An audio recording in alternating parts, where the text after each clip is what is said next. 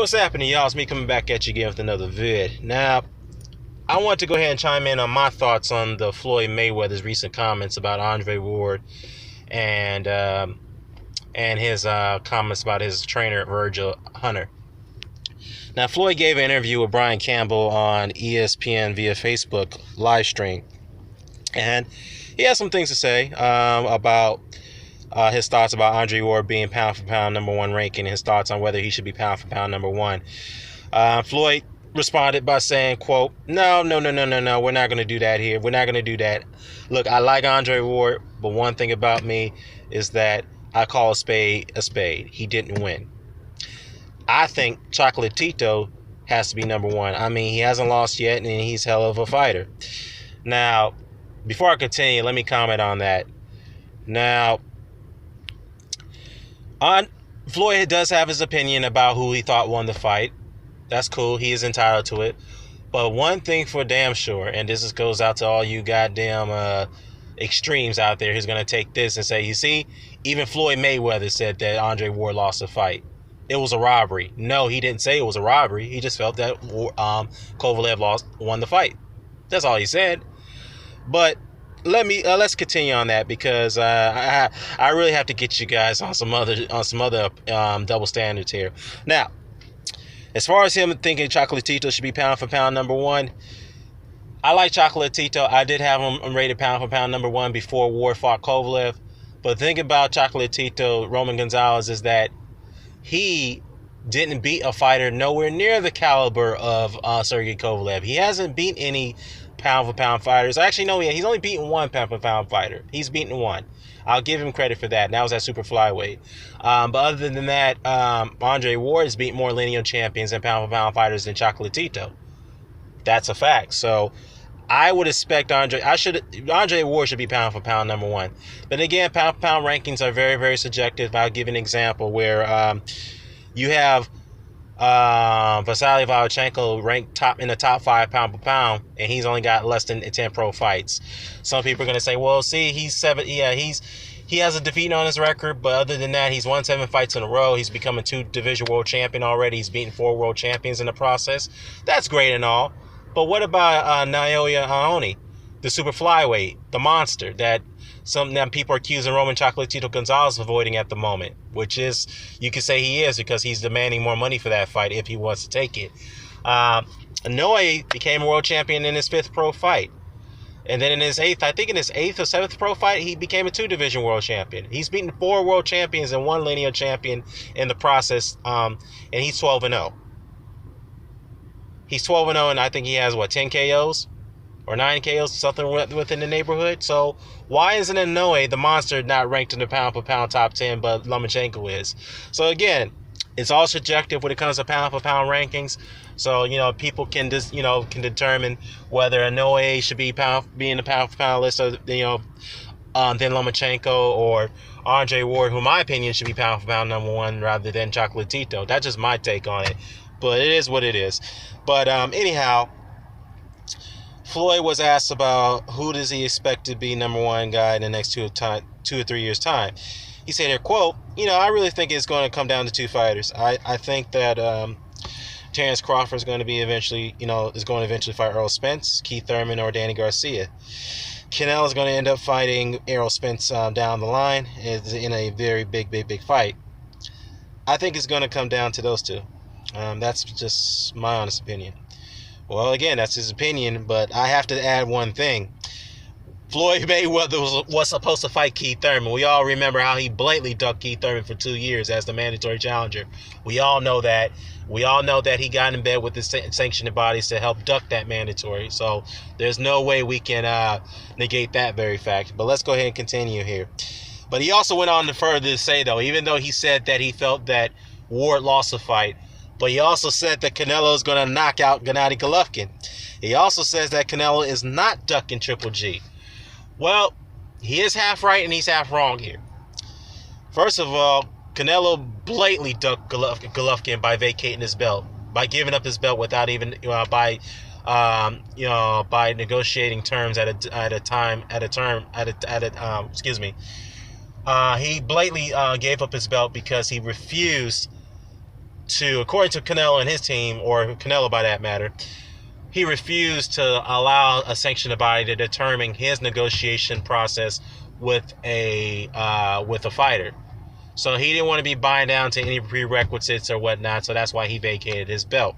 But on the other hand, Golovkin and his team had a chance to accept the offer, a new offer, where he was going to get Golovkin is going to get 8 figures plus a lion's share and the full weight of 160, although the initial negotiation was supposed to be at a catch weight, and Golovkin refused that. But he also refused the 160 limit and his biggest payday with the lion's share. So that's a big problem right there. That's a duck if you're pricing yourself out. Is there more to why he turned down the offer? Perhaps. But at this time, a duck is a duck, and Lawler and his team have yet to disclose what the other reasoning behind them refusing that offer. So it is what it is. So he also went on to go after Virgil Hunter. He also went on to say that, look, Virgil Hunter is not a good trainer. Giving his thoughts on Danny Jacobs bringing in Virgil Hunter into his camp. Now, to me, I think this crossed the line right here with Floyd. But, Floyd always going to say something dumb and stupid, as he always does. And a lot of people say, well, he's a smart businessman. Well, it's easy to be a smart businessman when you surround yourself with people who are very, very adequate when it comes to the world of business. So, of course. But when it comes to Floyd thinking on his own, with his own thought process, the guy is just very, very naive when it comes to certain things, and he's not very articulate on many points. But this comment right here pissed me off right here, and it really crossed the line. He said that Virgil Hunter is not a good trainer at all. At all. I mean, that's just my honest opinion. I mean, at the end of the day, Virgil Hunter, I think he's a cool guy. He's a nice guy. But a guy that has never fought before, that has never been in crunch time, that's never been a crunch time moment. How can you tell about a crunch time moment if you've never been in a crunch time moment?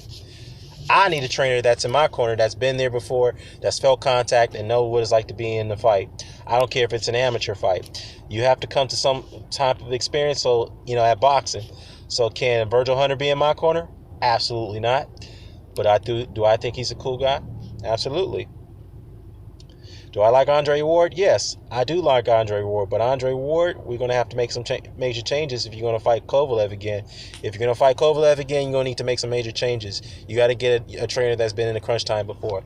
Well, see, that's an idiotic comment right there for for Floyd to make. First of all, he was the one that tried to persuade Andre Ward indirectly to not fight Sergey Kovalev. All right? And I think the reason why Floyd did that is because he knows Andre Ward and his skill level, what he can do. And Floyd has always been undermining Andre's success for many years, okay? Let's not get it twisted. Though he does have his opinion about certain situations when it comes to Andre Ward, but we cannot negate that very fact. I remember, we all recall years ago when Andre Ward cleaned out the Super Six, he cleaned out his own division, became the Lineal Unified Champion. He was rated number 2 pound-for-pound best fighter in the world, right behind Floyd Mayweather. Now, at that time, many people who were opponents of Floyd Mayweather, who are now the opponents of Andre Ward, has stood up for Andre Ward and argued that he should be pound for pound number 1. And of course, Floyd's people didn't like that. They were going back and forth about that, slandering Andre Ward. But now these are the same people who are now going to take Floyd Mayweather's word as credibility and saying, you see, Ward got a gift decision. He lost the fight. But okay, let's neglect the fact that you guys were defending Andre Ward years ago against Floyd. And now, just to get off topic a little bit, Adonis Stevenson just came out and said that Andre Ward won the fight today. He trashed Kovalev. But yeah, you guys are going to say, well, Adonis Stevenson don't like Sergey Kovalev, so that his opinion is not relevant. Well, it could be said the same for Floyd Mayweather. His opinion can't be relevant because he doesn't like Andre Ward. It's well documented he doesn't like him. Plain and simple. Okay? Now, as far as Floyd and his boxing knowledge is concerned, it's very, very weak. Okay? Even though you're a fighter, and you have a guy like, let me allude to an example. When R.J. the Rugged Man had schooled him 7 years ago on an interview with Shea 45 in New York with Virgil Giannellini, right? This dude, R.A. the Rugged Man, he's a conscious dude. He's very knowledgeable. He knows his stuff when it comes to the sport of boxing. He was giving Floyd a lesson. It was so cringe to listen to it because it was so funny to hear it at the same time because Floyd was getting way too defensive. He was acting like a little kid, whatnot. And he RA just really had to school this guy on it. And it's like, dude, you really don't know your history, don't you? And he was clowning Floyd for ducking a lot of prime fighters at that time. So that was funny. But if you guys don't know what I'm talking about, please, I'll post a link to that interview because it's still up after 7 years later.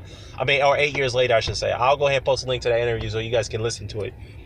But going back to his point about trainers, you need a trainer that's been in crunch time before. Well, actually, if he knew his history, Cus D'Amato, Teddy Atlas, although he only had a few amateur fights, Angelo Dundee, Aaron Snowell. If you guys don't know who Aaron Snowell is, Aaron Snowell, these 4 individuals were all great, all good trainers. They've all trained world champions. They never been in the ring before. Of course, D'Amato's a Hall of Fame trainer. I think Atlas is a Hall of Fame trainer as well, I believe. I have to take a look into that. And Dundee as well. Now, as far as Aaron Snowell, if people don't recall who he was a guy who replaced Kevin Rooney right after Tyson had cleaned house in his camp, getting away from the Amatos, the D'Amatos, and the Bill Cadens of the world, including Kevin Rooney, right? Snowell not only trained Tyson up to his, second run, of course, he was there when Tyson lost his title to Buster Douglas, but he also trained Julian Jackson. He was Julian Jackson's trainer when Julian Jackson had his run as the 154-pound champion. So Snowell turned out to be a very good trainer. So if he also trained Tim Witherspoon, he also trained Larry Donald, of course, Tim Witherspoon, those are all guys who were late in their career. But other than that, he turned out to be a decent trainer. So I don't know what Floyd is talking about here, okay? Well, he's totally off on that one, number one. And to me, for him to go after Virgil Hunter the way he did in that manner, I think that's another way to undermine what Jacobs and his team is doing right now, because they recently brought in Hunter as a consultant or an advisor to lead up to their Golovkin fight. Now Jacobs just came out and said that he doesn't know if Hunter is going to be in his corner for the fight. I have to read the article, but to me, the news coming out with Floyd saying this shit is really trying to undermine what they're trying to do with Danny Jacobs with the Virgil Hunter is concerned. And to me, Floyd has always been a jealous guy. He can't stand people trying to take his spotlight. He's always got to be in the spotlight. He's always got to be there. He's always got to throw people under the bus to make him feel good. Because I think he has low self-esteem. That's the reason why he does this shit. Okay? And it's appalling that nobody really calls him out for this shit. I've seen guys who some of the guys call him out for it. Cool. But the thing is that I just want people to realize, who continue to defend this dude in his egotistical ways, is that he don't give a fuck about you guys. I know some guys say, well, you got to give Floyd credit. He made it in a man's world. He's played the game. You got to give him credit for that. That's the reason why he defends all these xenophobes, and that's the reason why he throw black people under the bus.